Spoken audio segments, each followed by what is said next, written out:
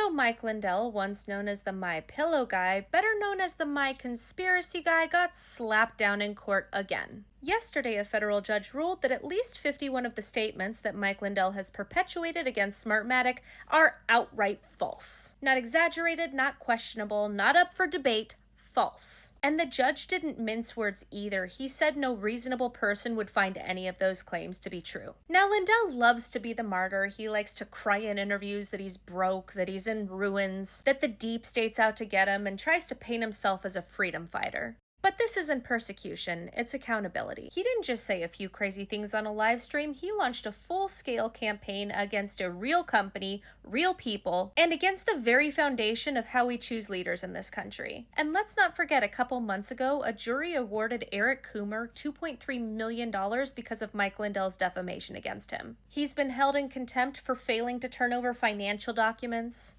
He's drowning in lawsuits because he couldn't stop selling the big lie like it was a 2-for-1 pillow sale. But the bigger story here isn't just Mike Lindell, it's what he represents. He's a living example of how conspiracy theories metastasize when given oxygen and money. He turned a fringe fantasy about machines into a national circus, helping feed the rage that led to J6, eroding trust in democracy and convincing millions of Americans that civic duty days can't be trusted unless their guy wins. The Smartmatic case draws a line in the sand. You can't keep lying about the integrity of civic duty days without consequence. Courts are saying what we already knew. The evidence that he supposedly had never existed.